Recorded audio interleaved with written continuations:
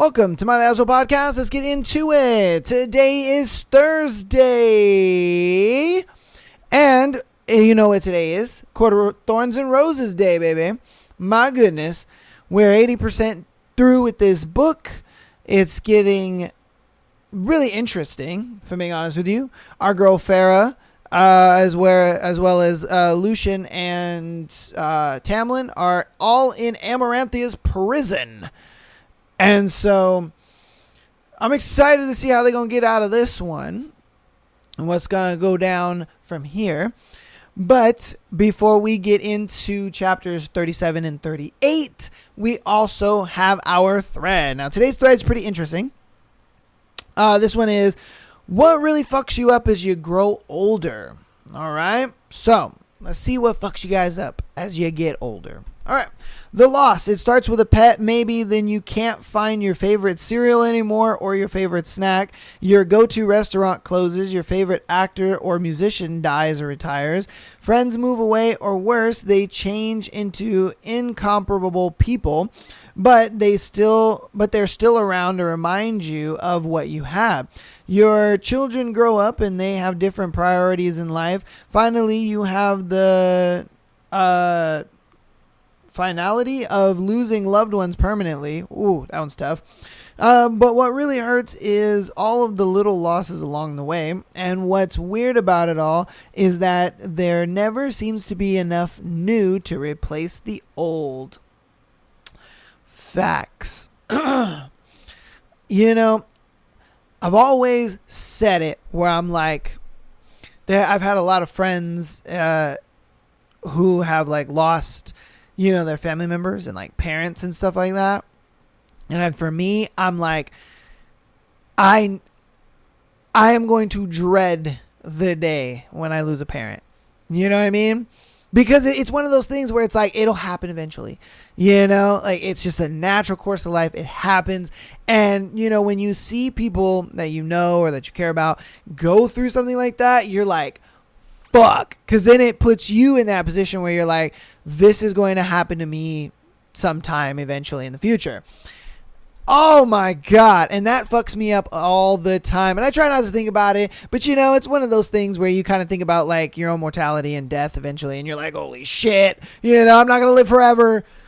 And so, yeah, and like, they're right. You know, it starts with the smaller things. You know, when you're a kid, it's like you have all these friends and you hang out with all these people. And then as you get older, you know, you really only have one or two friends. And you have coworkers and acquaintances and stuff like that, but you really only have one or two friends. You know, things aren't the way you remember it, like TV shows and cartoons and places you would go eat at and all that kind of stuff. It's just not the same anymore, you know, and you're thinking to yourself just like, what the fuck, you know, why is everything changing all around me, you know, and you think it wouldn't impact you as that much, but it does. You know, I know the biggest one is fast food restaurants. You know, they used to be very colorful and vibrant, but now they're all dull and gray. You know, that's been a big one, and so that happens with a lot of different things. And so, yeah, dude. Oh, I feel you on that one. When I woke up on my 40th birthday, I thought, how am I 40 when I feel like 16 was yesterday? My daughter, who was 8 at the time, said, happy birthday, Mom. You're halfway dead. Wow. The mental mind fuck was crushing. Wow. Your daughter's so fucked up. She was like, happy birthday, Mom. You're halfway dead. Like, yo. Come on, man. Why you gotta do that to me? Damn. Oh, the existential crisis would be just running through my head like nobody's business. And honestly, a lot of people that I've talked to who have kids, they're like, time doesn't really fly until you have kids. You know, once you have kids and you're watching your kids grow up and you see how fast they grow up, that's when you really start to notice how fast time flies, because it goes from like they're a little baby to they're running around to, you know, they're yay high and talking, and then before you know it, they have boyfriend, girlfriend, and they don't, you know, you're not cool anymore, and they don't want to be home ever, and it's just like, A lot of people I've talked to who have kids are just like, you won't notice how fast time flies until you have kids. And yeah, damn. And then, they'll be honest with you. They'll tell you you're halfway dead, The fact that my brain is still in high school while my body breaks down slowly but surely. See, that was me in my early 20s. I ain't gonna lie to you, in my early 20s, I wanted to go back to high school. I was just like, this adulting thing ain't for me. I can't stand this. This sucks. Like, work was trash. I felt like, why the hell am I doing this? Because I didn't really understand, like, the... how would you say it? Like the joys of, I guess, getting paid. Cause once I started like getting paid regularly, and once I started noticing like the freedom that my money gave me, I was like, holy shit, yo, this is dope. Being an adult's kind of cool. But then obviously, then there came bills, and then there came all this other stuff. And then it's just like stress on top of stress. And you're like, all right, man, maybe this ain't as fun as I thought it was going to be, and then you're just tired and you're constantly doing shit you don't want to do. Yeah, man, it makes you want to go back. I know for me, I be telling kids, don't be in a rush to grow up. Trust me. Because when you get here, you're going to hate it, and you're going to wish that you could go back. I know I do. I missed high school so much because all I had to do was worry about going to school, doing my homework, and meeting bitches. Like, it was great. It was fantastic. I loved it. But now I'm an adult, and meeting women is as hard as ever. Every woman is either stuck on their ex, or they're in between, or they're doing, they're trying to find themselves or whatever. And you're like, all right, cool. That's fantastic. It's like making friends is super difficult because everybody and their mama got kids and lives and, work and schedules and all this. And so it's like, it just sucks. When you're a kid though, it's like, all your friends are open to hang out. It's easy to meet girls. It's easy to, go out and do stuff and have fun. It's like you just don't have to worry about shit like that. So, yeah, I feel you, man. I feel you, because that was me in my early 20s. Now that I'm damn near 30, it's like, all right, look, man, I've got 10 years of abuse. I'm good. I'm in it. It is what it is.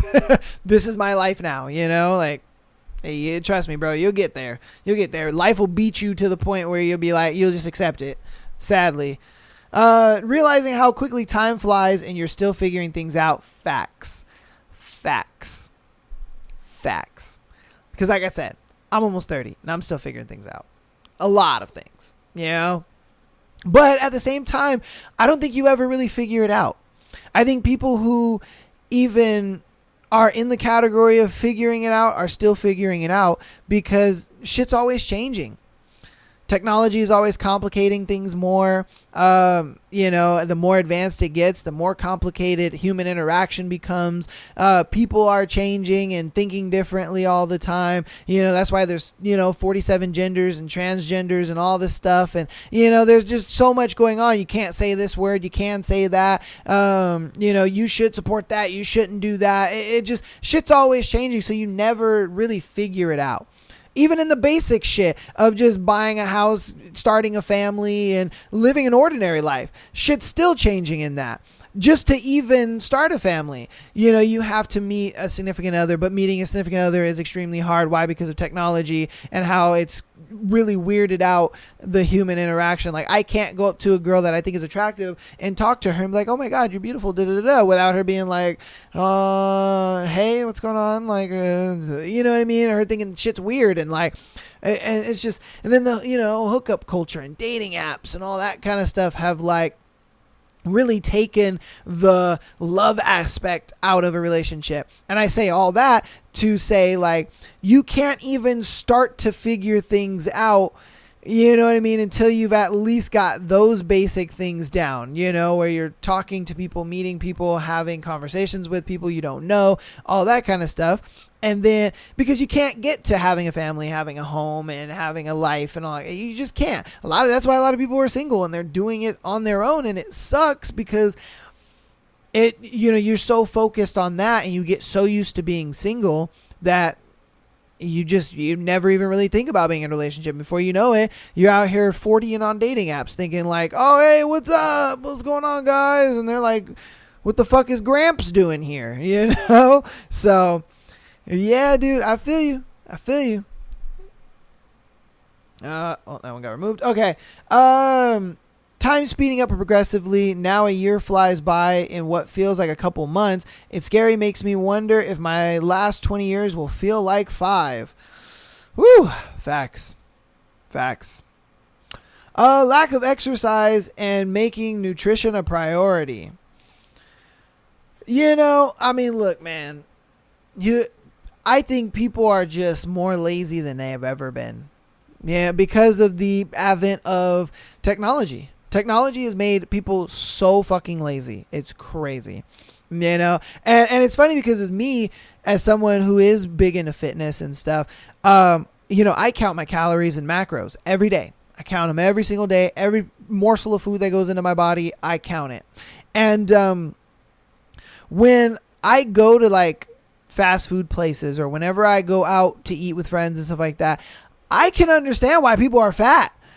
Because you can eat 4,000 calories in the matter of a couple hours. It's crazy how much calories are in our food and how fattening a lot of the shit is. And it's one of those things where you're just looking at yourself and you're just thinking like, whoa, holy shit. Like if people actually counted the calories of what they eat every single day, you would be surprised at the amount that you actually eat. And then when you look at yourself, you're just like, yeah, that's probably why I'm fat. And if I'm being honest with you, and the fact that like people don't want to work out and, and stuff like that, it's like, dude, I can see why life expectancy is starting to be on the decline now, which is crazy enough. It's like with it's crazy because medicine and medical technology has gotten to a point where we can live to 100, but people's lifestyle and how they decide to live their lives has decreased, the life expectancy. Like life expectancy now for an average person who doesn't work out and, is considered obese, was 30 pounds over their BMI, they're projected to live only to be, 60, 75. And it's like, and some people look at it like, oh shit, 60, 75, count me in. I'm down. I don't want to live past that anyway, and I get it and that's fine. But it's like, dude, we have the advent of technology to point where, we could live past that. You know what I mean? Like we could live past that, but yeah, it is what it is. It's a shocker though. When you realize you have more road behind you than you have ahead of you, still have so much you wanted to do that, and realize that it doesn't matter one bit. The universe owes you nothing. Facts. And a lot of times I look back and I'm like, damn, if I could go back to that point in time of, my past, like, that was when I was happy. If I can go back to this point in time, man, that was when I was, actually enjoying myself and having fun. And yeah, I feel you on that, man. I'm 39. I was on the road for the last month. I stopped at a hotel and the entire hotel lobby was full of young 20-year-old kids having a ball and drinking. I thought if I went up to my room and changed and came down here, I'd be the creepy old guy. Facts. There's so many times where I'd be thinking to myself, like there's a lot of these young kids, they're 19, 20, 21 and stuff like that. And when you just listen to them talk and you listen to the things that they're into and just the slang nowadays, my God. And I've said it multiple times on this podcast where, I make the joke of, let me whip out the cane. Cause back in my day, I make that joke all the time because it's true. It's a true fucking thing. It's like, bro, back in my day, shit just wasn't like this. You know what I mean? It's definitely gotten to a point where when you get to a certain age, you're just like, wow, I don't fucking understand any of this anymore. Especially when you were the type of person, back in the day when you had a lot of friends, you were up with the slang and, you knew what was going on. Now internet moves so fast. It seems like every month, every week, there's a new word coming out. There's a new phrase. There's a new this, a new riz, a new skibbity, a new this and that, and you're like, what the fuck is going on here? And you're trying to just keep up with everything. Yeah. So, hey, I feel you, brother. I feel you. And, and you feel like the creepy old guy. Romantic relationships going badly wrong and leaving you back where you started, except this time you're probably less physically attractive and you have emotional baggage to carry around. Facts. And that's why I was saying about the whole, with the advent of advanced technology, it's made dating trivial. Nobody actually dates to find love. Nobody actually dates to want to be with somebody. Nobody's dating for that. Everybody is dating for very arbitrary things. A lot of people on the women's side, they want a guy who has money and is established and has all of this and all of that. And then on the guy's side, a lot of guys are just like, what's the point in being in a relationship? I'm just gonna fuck and that's that. And it fucks both sides up. And now nobody really, because me, I'm an old school guy, you know what I mean? I like to take you out on a date, pick you up, get to know you, you know what I mean? Spend some time, talk to you on the phone, all that kind of stuff. Like, I'm old school, I want to be on the phone like, hey, baby, how's it going? How you been? How's your day? Like that was spitting game back in the day, you know what I mean? You lower your voice, you be on the phone with your girl and be like, what's up, girl? How you doing? How you been? Oh yeah, for real. You don't do that anymore. There's a girl I'm talking to now, and it's like, she doesn't talk on the phone. She doesn't like to FaceTime. Getting her to hang out with me is like pulling teeth a lot of times, and then I say certain things to her and I mean it, like, hey, I'm really about you. I like you, this, and that. But the straightforwardness is so scary to her. You know what I mean? Me being straightforward is just like, what? Why are you telling me how you feel about me? Like it's like this new concept and it's so mind blowing. And it's crazy because a lot of the girls that I've talked to, they're like, man, I wish a guy would just be straightforward with me and tell me that he likes me and his actions follow that. And it's like, right? I would think so too. I would think a girl would want a guy to just be like, hey, yo, this is how I feel about you. This is, me. This is what I want to do. Like, let's do this. Yeah. But it's again, it's that thing where it's like, nobody is really dating to find love. And so, when they get in these situations, and that's why situationships are such a popular thing right now. When situations come about, nobody's telling each other if they like each other or not. Nobody is really, trying to like one person more than the other. And they're like, oh, I'd be damned if, I liked him more than he liked me, or I'd be damned if I liked her more than she liked me. And it's like, what are we doing here? Do you guys like each other or not?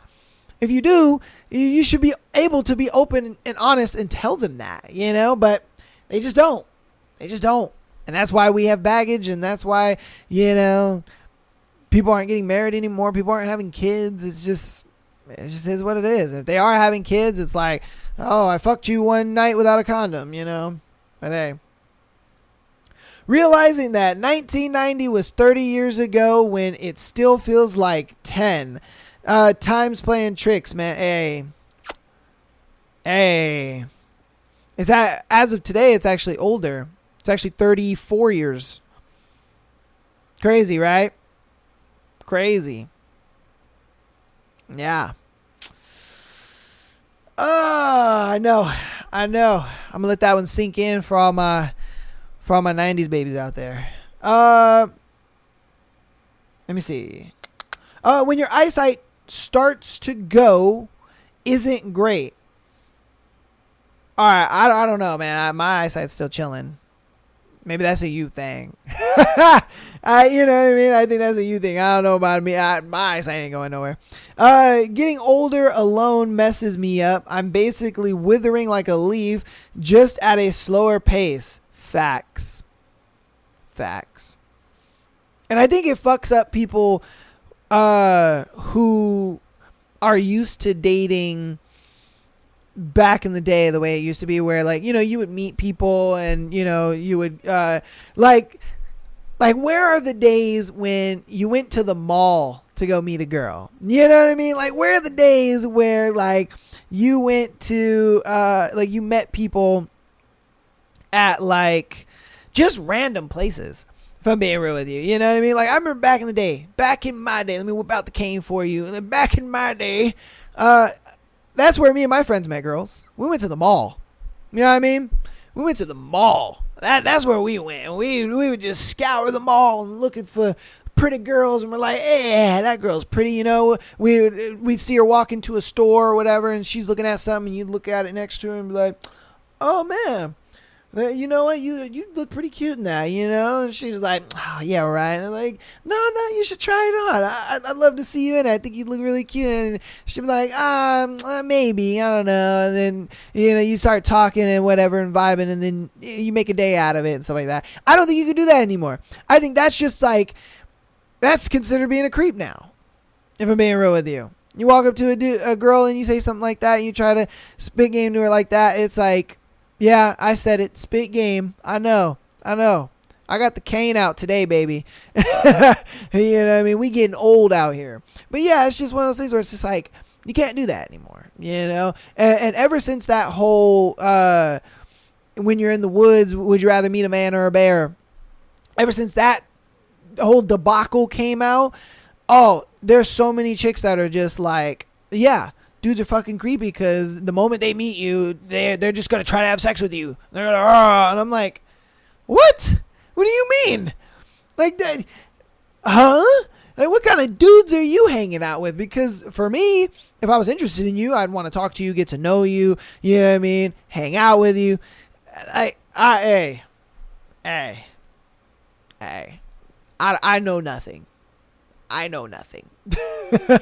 I know nothing. But I feel that, though, because I'm in the same boat. You know what I mean? You know, I'm getting older and older, and, you know, I'm still alone. It's like I'm trying to talk to people, but it just ain't working out. And you just kind of feel defeated a lot of times, where you're just like, well, it is what it is. Because I know for me, if I get 40 and I don't find somebody, I'm hanging up the gloves, man. I'm hanging up the gloves. Me and Pamela are going to walk out into the sunset, and I'm just going to be like, I love you, baby. Mwah. You and me forever. Because that's just what it is, man. That's just what it is. I can't take 10 more years of, you know, trying and doing more. You know, nah. 40 is my limit, baby. Me and Pamela, we're gonna go to Ibiza and have our honeymoon and be straight chilling. Just is what it is, brother. Hey. All right, the past. Some have trauma. Some tolerated too much disrespect. Some reminisce on individuals they could have saved if they did something differently. The past haunts everyone. I know people are going to say, hey, get over it. Some people have been through adversity. Most people can't fathom. You know, it's the truth. It's the truth. You know, as you get older, you really kind of contemplate the past a lot more. But honestly, I think if you're not looking forward, you know, you're only holding yourself back. Yeah. And I know he was like, oh, I understand people say get over it. But it's like, you should get over it, but you need to get over it in a healthy way and do it in a way where, you know, you can look back on that and be like, dang, I'm glad that I got through it. And I think that's how you need to get over it. Yeah. Because it's just going to hold you back. You know, it's going to hold you back. People you love passing away, i.e. parents, grandparents, etc. Facts. We kind of covered that one already. But yeah, I know for me, I'm like, I do not want to fucking Oh, I don't want to lose a parent because I, like I said, I've seen how much that destroys people. But it's evident it's going to happen eventually. It happens to everybody. You just got to count your lucky stars. Arthritis gives pain. Hormonal changes cause issues with the ability to have sex. People you've always known start dying often. Yeah, facts. Especially the arthritis thing, man. Sometimes I'll be feeling that. I'll be like, man, is my wrist? Like, what's going on? Like, what the fuck? Like, no, man, my wrist shouldn't be doing that. No, my knee shouldn't be popping like that. You'd be like, what the fuck? Money problems. Facts. I feel you on that one, man. Because it seems like shit's only getting more and more expensive.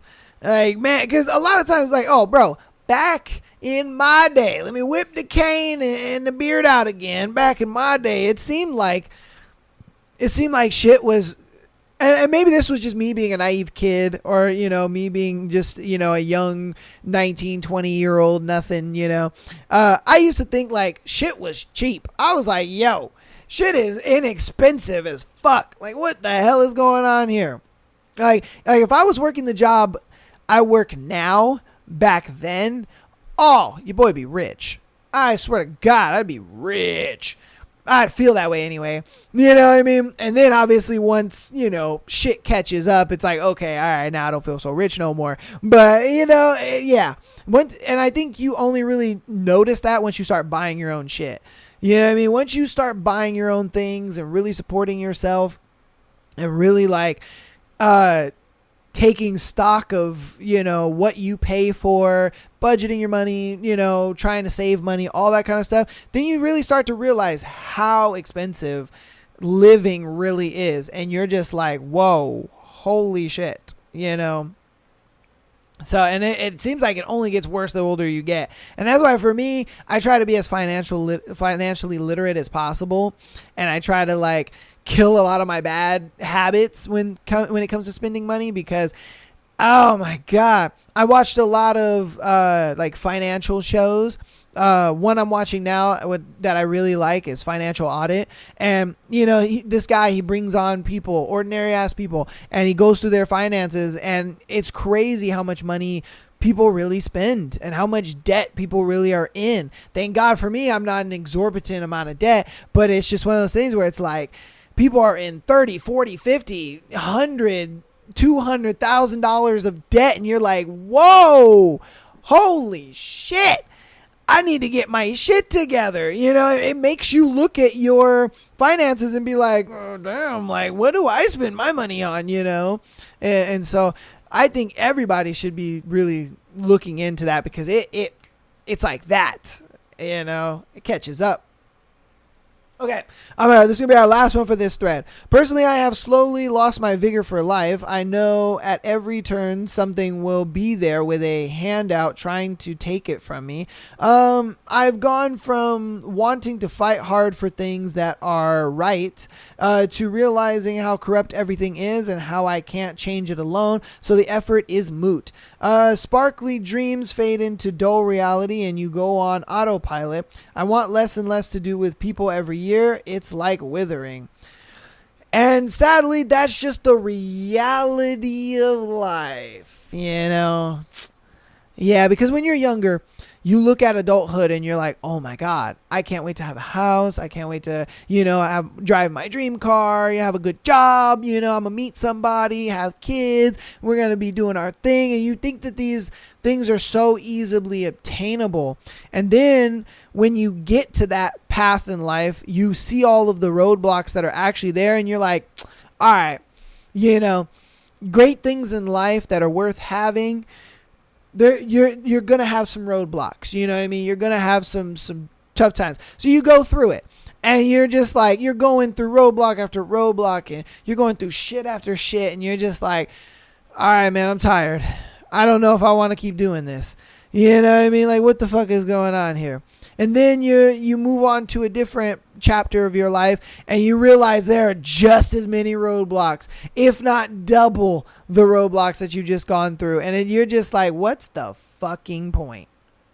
You know, what's the fucking point? And, you know, you see other people, whether it's online or you see, you know, people that at work or people that you know in your friend circle and stuff like that, you know, you see shit happening for them. And it does give you that spark of like, you know what? I could do this. If they did it, I could do it. You know what I mean? So then you keep going and keep going. And eventually, you know, you burn out. And that's why a lot of people give up on things so very quickly, you know, because the burnout is real and the burnout is there and it just happens. It sucks, but the burnout gets the best of you and you can't deal with it anymore, you know? And so, yeah, dude, for me, it's just one of those things where it's like, hey, yeah, once you hit that reality point in life, you're like, fuck. But that's going to go ahead and be the end of that thread, man. Hopefully you guys enjoyed the existential crisis as much as I didn't. Hopefully you guys, you know, didn't think about your life too hard, you know what I mean? But hey, let me know down in the comments what are things that, you know, really get to you as you've gotten older, you know what I mean? And if you agreed with some of the things that I've said, or, you know, you have some other opinions, definitely let me know down in the comments. But without further ado, though, I'm going to get into announcements, and we're going to hop into Haunting Adeline. Court of Thorns and Roses, sorry. Patreon.com/Am I the Asshole podcast. Get that exclusive episode every single Friday, as well as being able to send in your scenario to be featured on the Tuesday and Sunday shows. We had a great Sunday show last week, so, you know, get your scenarios in there so we can get you on there, as well as the Tuesday. If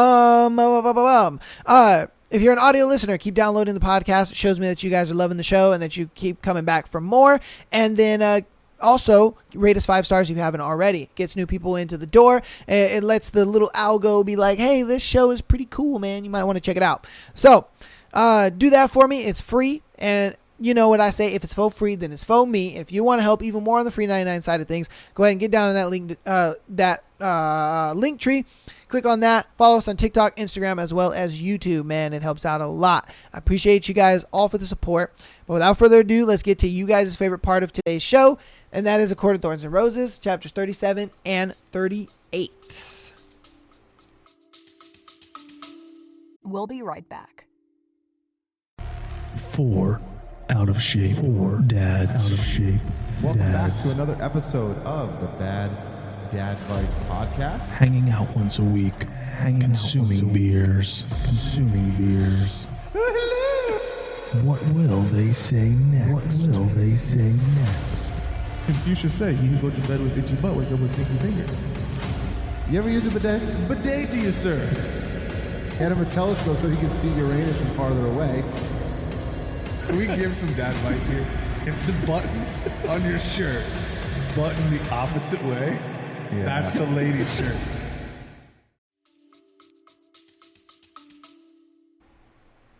Chapter 37. No one, not even Lucian, came to fix my arm in the days following my victory.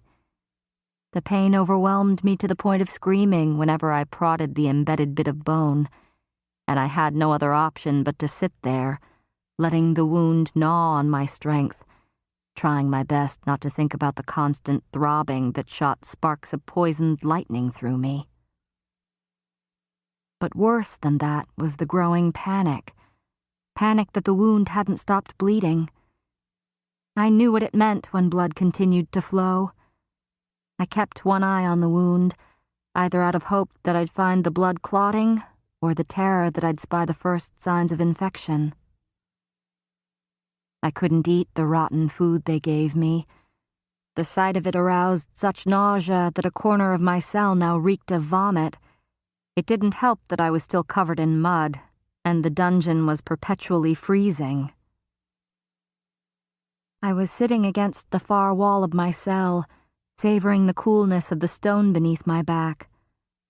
I'd awoken from a fitful sleep and found myself burning hot, a kind of fire that made everything a bit muddled. My injured arm dangled at my side as I gazed dully at the cell door. It seemed to sway, its lines rippling. This heat in my face was some kind of small cold, not a fever from infection. I put a hand on my chest, and dried mud crumbled into my lap. Each of my breaths was like swallowing broken glass. Not a fever, not a fever, not a fever. My eyelids were heavy, stinging. I couldn't go to sleep. I had to make sure the wound wasn't infected. I had to. The door actually did move then. No, not the door, but rather the darkness around it, which seemed to ripple. Real fear coiled in my stomach as a male figure formed out of that darkness, as if he'd slipped in from the cracks between the door and the wall, hardly more than a shadow. Rhysand was fully corporeal now, and his violet eyes glowed in the dim light. He slowly smiled from where he stood by the door. What a sorry state for Tamlin's champion. Go to hell, I snapped, but the words were little more than a wheeze. My head was light and heavy all at once. If I tried to stand, I would topple over. He stalked closer with that feline grace and dropped into an easy crouch before me. He sniffed, grimacing at the corner splattered with my vomit. I tried to bring my feet into a position more inclined for scrambling away or kicking him in the face, but they were full of lead. Rhysand cocked his head. His pale skin seemed to radiate alabaster light. I blinked away the haze, but couldn't even turn aside my face as his cold fingers grazed my brow. What would Tamlin say, he murmured, if he knew his beloved was rotting away down here, burning up with fever? Not that he can even come here, not when his every move is watched. I kept my arm hidden in the shadows. The last thing I needed them to know was how weak I was. Get away, I said, and my eyes stung as the words burned my throat. I had difficulty swallowing. He raised an eyebrow. I come here to offer you help, and you have the nerve to tell me to leave? Get away, I repeated. My eyes were so sore that it hurt to keep them open. You made me a lot of money, you know. I figured I would repay the favor. I leaned my head against the wall. Everything was spinning like a top, spinning like... I kept my nausea down. Let me see your arm, he said too quietly. I kept my arm in the shadows, if only because it was too heavy to lift. Let me see it. A growl rippled from him. Without waiting for my reaction, he grabbed my elbow and forced my arm into the dim light of the cell. I bit my lip to keep from crying out, bit it hard enough to draw blood as rivers of fire exploded inside me, as my head swam and all my senses narrowed down to the piece of bone sticking through my arm. They couldn't know how bad it was because they would use it against me. Rhysand examined the wound, a smile appearing on his sensuous lips. Oh, that's wonderfully gruesome. I swore at him, and he chuckled. Such words from a lady. Get out, I wheezed. My frail voice was as terrifying as the wound. Don't you want me to heal your arm? His fingers tightened around my elbow. At what cost? I shot back, but kept my head against the stone, needing its damp strength. Ah, that. Living among fairies has taught you some of our ways. I focused on the feeling of my good hand on my knee, focused on the dry mud beneath my fingernails. I'll make a trade with you, he said casually, and gently set my arm down. As it met with the floor, I had to close my eyes to brace against the flow of that poisoned lightning. I'll heal your arm in exchange for you.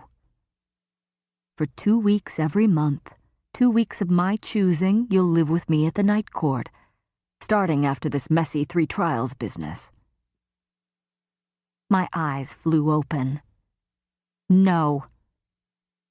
I'd already made one fool's bargain. No? He braced his hands on his knees and leaned closer. Really? Everything was starting to dance. Get out, I breathed. You'd turn down my offer? And for what? I didn't reply, so he went on. You must be holding out for one of your friends, for Lucian, correct? After all, he healed you before, didn't he? Oh, don't look so innocent. The Adder and his cronies broke your nose, so unless you have some kind of magic you're not telling us about, I don't think human bones heal that quickly. His eyes sparkled, and he stood, pacing a bit. The way I see things, Feyre, you have 2 options.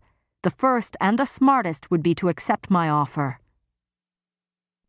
I spat at his feet, but he kept pacing, only giving me a disapproving look. The second option, and the one only a fool would take, would be for you to refuse my offer and place your life, and thus Tamlin's, in the hands of chance. He stopped pacing and stared hard at me. Though the world spun and danced in my vision, something primal inside me went still and cold beneath that gaze. Let's say I walk out of here. Perhaps Lucian will come to your aid within 5 minutes of my leaving. Perhaps he'll come in 5 days. Perhaps he won't come at all. Between you and me, he's been keeping a low profile after his rather embarrassing outburst at your trial. Amarantha's not exactly pleased with him. Tamlin even broke his delightful brooding to beg for him to be spared. Such a noble warrior, your high lord. She listened, of course, but only after she made Tamlin bestow Lucian's punishment. 20 lashes. I started shaking, sick all over again to think about what it had to have been like for my high lord to be the one to punish his friend. Rhys shrugged, a beautiful, easy gesture. So it's really a question of how much you're willing to trust Lucian, and how much you're willing to risk for it. Already you're wondering if that fever of yours is the first sign of infection. Perhaps they're unconnected, perhaps not. Maybe it's fine.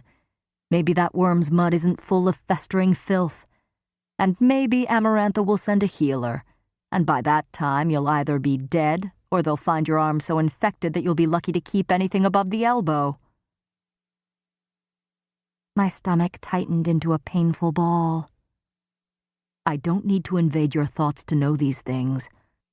I already know what you've slowly been realizing. He again crouched in front of me. You're dying. My eyes stung, and I sucked my lips into my mouth. How much are you willing to risk on the hope that another form of help will come? I stared at him, sending as much hate as I could into my gaze. He'd been the one who'd caused all this. He'd told Amarantha about Claire. He'd made Tamlin beg. Well? I bared my teeth. Go to hell. Swift as lightning, he lashed out, grabbing the shard of bone in my arm and twisting. A scream shattered out of me, ravaging my aching throat. The world flashed black and white and red. I thrashed and writhed, but he kept his grip, twisting the bone a final time before releasing my arm. Panting, half sobbing as the pain reverberated through my body, I found him smirking at me again. I spat in his face. He only laughed as he stood, wiping his cheek with the dark sleeve of his tunic. This is the last time I'll extend my assistance, he said, pausing by the cell door. Once I leave this cell, my offer is dead. I spat again, and he shook his head.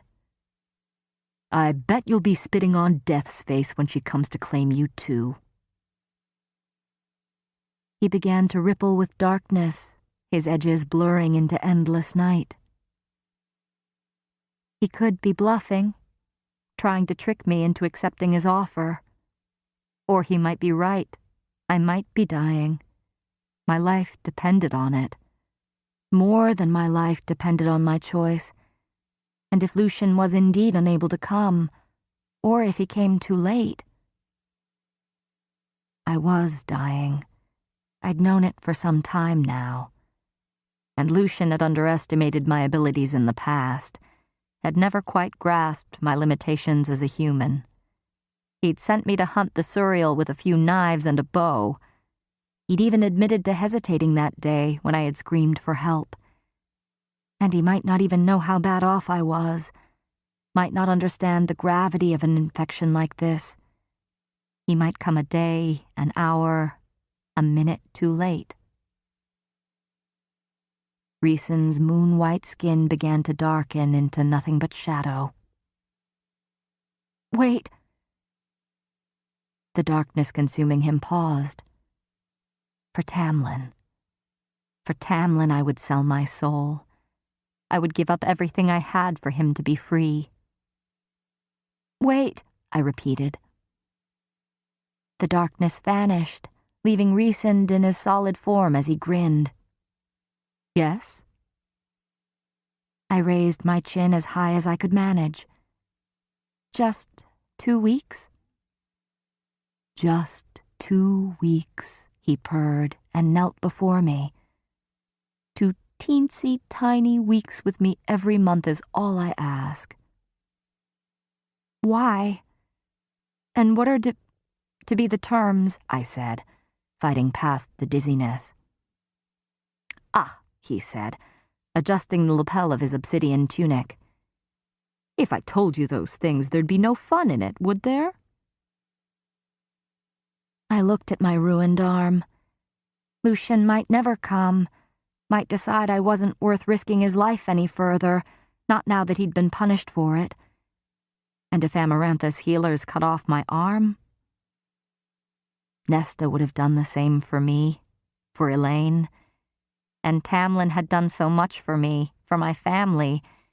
Even if he had lied about the treaty, about sparing me from its terms, he'd still saved my life that day against the Naga, and saved it again by sending me away from the manor.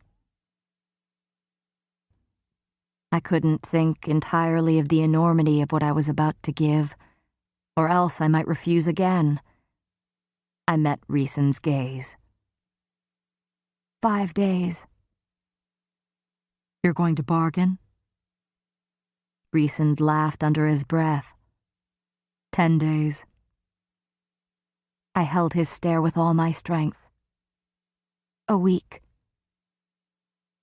Rhysand was silent for a long moment, his eyes traveling across my body and my face before he murmured, "A week it is." "Then it's a deal," I said. A metallic taste filled my mouth as magic stirred between us. His smile became a bit wild, and before I could brace myself, he grabbed my arm. There was a blinding, quick pain, and my scream sounded in my ears as bone and flesh were shattered. Blood rushed out of me, and then... Rhysand was still grinning when I opened my eyes. I hadn't any idea how long I'd been unconscious, but my fever was gone, and my head was clear as I sat up. In fact, the mud was gone too. I felt as if I'd just bathed. But then I lifted my left arm. "What have you done to me?" Rhysand stood, running a hand through his short, dark hair.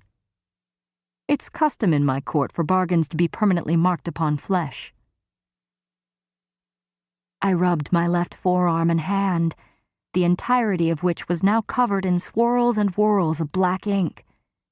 Even my fingers weren't spared, and a large eye was tattooed in the center of my palm. It was feline, and its slitted pupil stared right back at me. "Make it go away," I said, and he laughed. You humans are truly grateful creatures, aren't you? From a distance, the tattoo looked like an elbow-length lace glove, but when I held it close to my face, I could detect the intricate depictions of flowers and curves that flowed throughout to make up a larger pattern. Permanent. Forever. You didn't tell me this would happen. You didn't ask. So how am I to blame? He walked to the door but lingered, even as pure night wafted off his shoulders. Unless this lack of gratitude and appreciation is because you fear a certain High Lord's reaction. Tamlin. I could already see his face going pale, his lips becoming thin as the claws came out. I could almost hear the growl he'd emit when he asked me what I'd been thinking.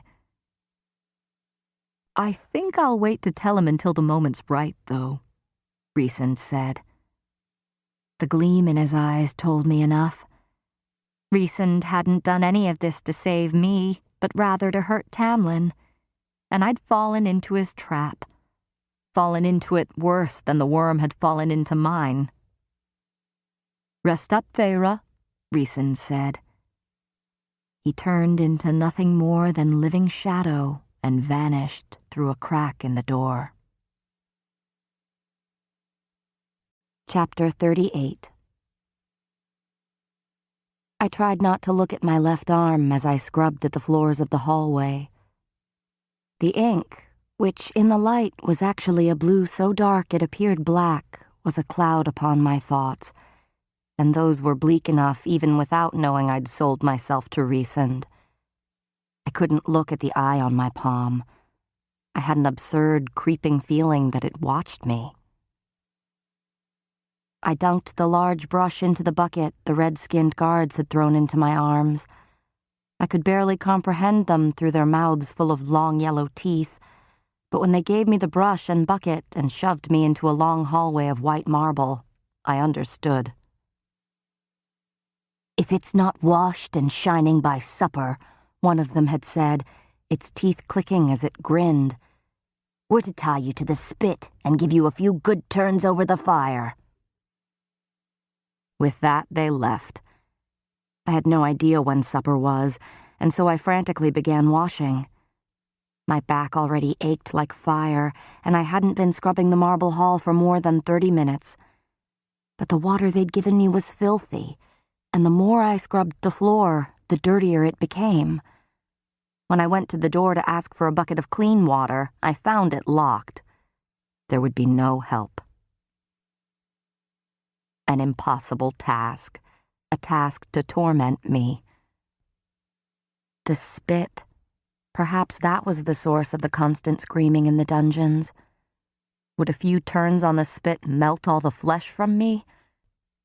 Or just burn me badly enough to force me into another bargain with Rhysand? I cursed as I scrubbed harder, the coarse bristles of the brush crinkling and whispering against the tiles. A rainbow of brown was left in their wake, and I growled as I dunked the brush again. Filthy water came out with it, dripping all over the floor. A trail of brown muck grew with each sweep. Breathing quickly, I hurled the brush to the ground and covered my face with my wet hands. I lowered my left hand when I realized the eye was pressed against my cheek. I gulped down steadying gasps of air. There had to be a rational way to do this. There had to be some old wives' trick. The spit. Tied to a spit like a roast pig. I grabbed the brush from where it had bounced away and scrubbed at the floor until my hands throbbed. It looked like someone had spilled mud all over the place.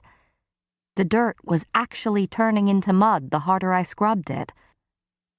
I'd probably wail and beg for mercy when they rotated me on that spit. There had been red lines covering Claire's naked body. What instruments of torture had they come from? My hands trembled, and I set down the brush.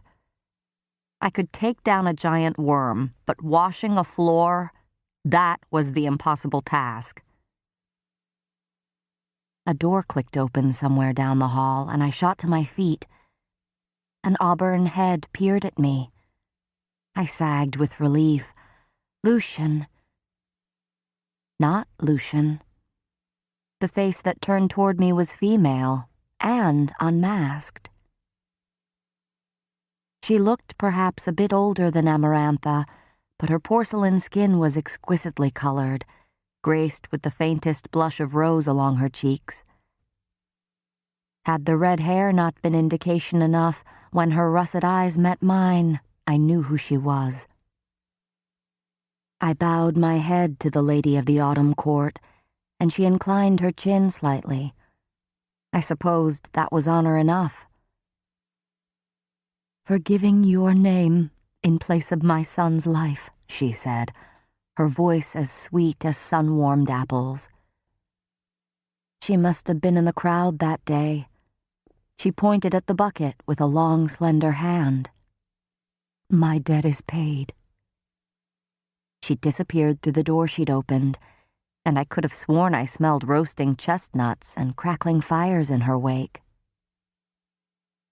It was only after the door shut that I realized I should have thanked her, and only after I looked in my bucket that I realized I'd been hiding my left arm behind my back.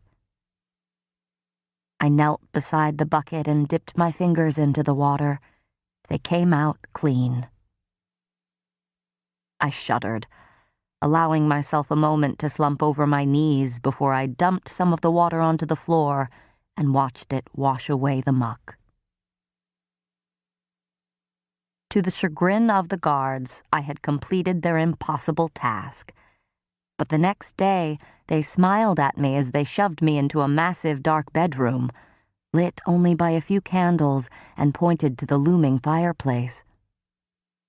"Servant spilled lentils in the ash," one of the guards grunted, tossing me a wooden bucket. "Clean it up before the occupant returns, or he'll peel off your skin in strips." A slammed door, the click of a lock, and I was alone. Sorting lentils from ash and embers, ridiculous, wasteful, and... I approached the darkened fireplace and cringed. Impossible. I cast a glance about the bedroom. No windows, no exits save the one I'd just been chucked through. The bed was enormous and neatly made, its black sheets of silk. There was nothing else in the room beyond basic furniture, not even discarded clothes or books or weapons, as if its occupant never slept here. I knelt before the fireplace and calmed my breathing. I had keen eyes, I reminded myself. I could spot rabbits hiding in the underbrush and track most things that wanted to remain unseen. Spotting the lentils couldn't be that hard. Sighing, I crawled farther into the fireplace and began. I was wrong. 2 hours later, my eyes were burning and aching, and even though I combed through every inch of that fireplace, there were always more lentils, more and more that I'd somehow not spotted. The guards had never said when the owner of this room would return, so every tick of the clock on the mantel had become a death knell, every footstep outside the door causing me to reach for the iron poker leaning against the hearth wall. Amarantha had never said anything about not fighting back, never specified that I wasn't allowed to defend myself. At least I'd go down swinging. I picked through the ashes again and again. My hands were now black and stained, my clothes covered in soot. Surely there couldn't be any more. Surely... The lock clicked, and I lunged for the poker as I shot to my feet, my back to the hearth and the iron rod hidden behind me. Darkness entered the room, guttering the candles with a snow-kissed breeze. I gripped the poker harder, pressing against the stone of the fireplace, even as that darkness settled on the bed and took a familiar form. "As wonderful as it is to see you, Feyre, darling," Rhys said, sprawled on the bed, his head propped up by a hand.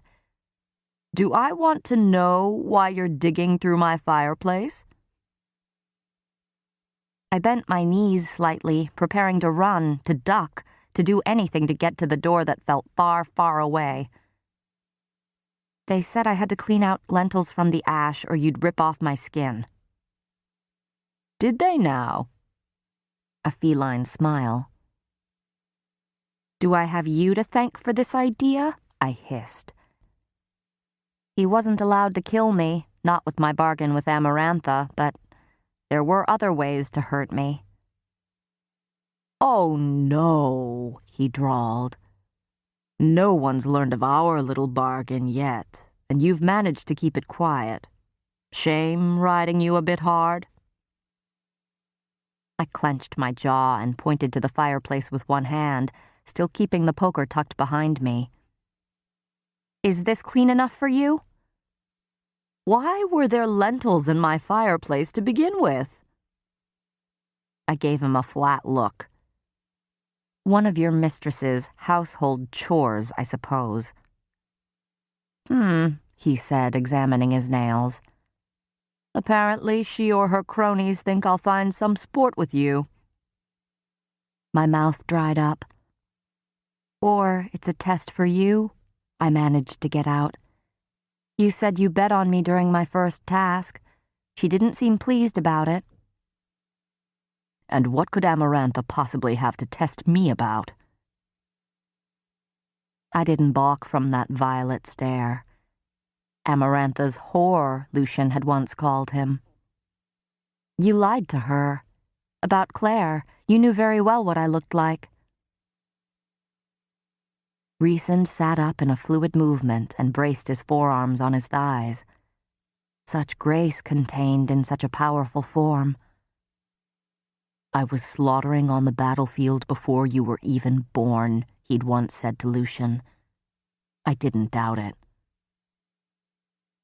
"Amarantha plays her games," he said simply, "and I play mine. It gets rather boring down here day after day."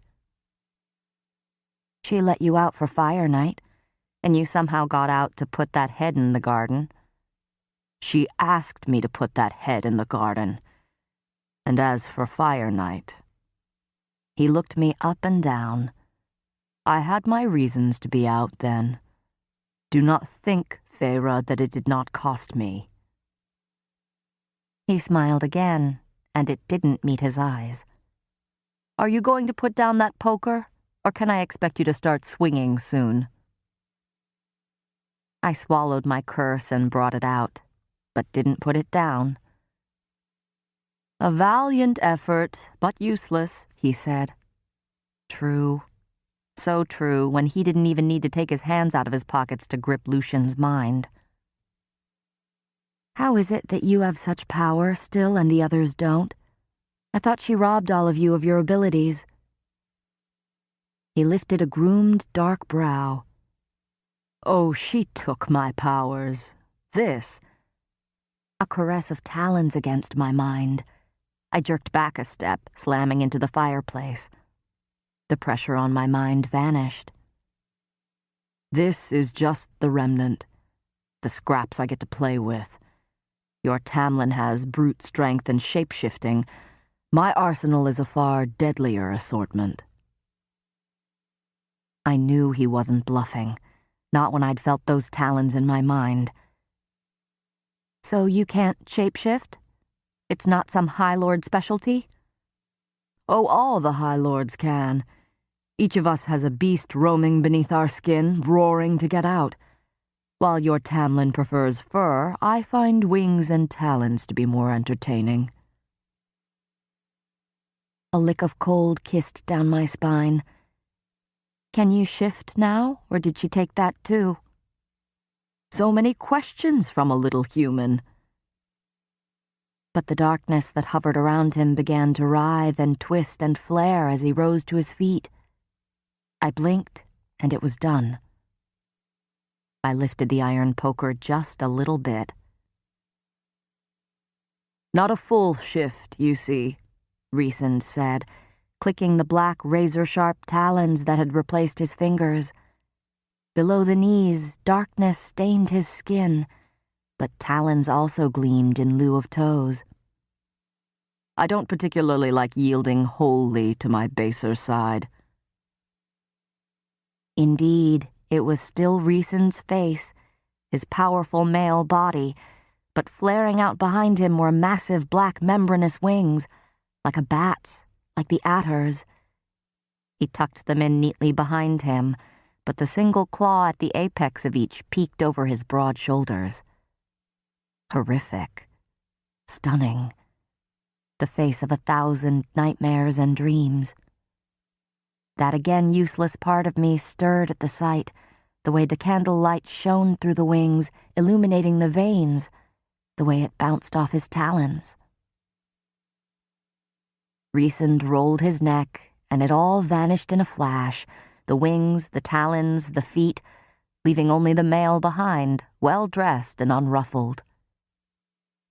No attempts at flattery?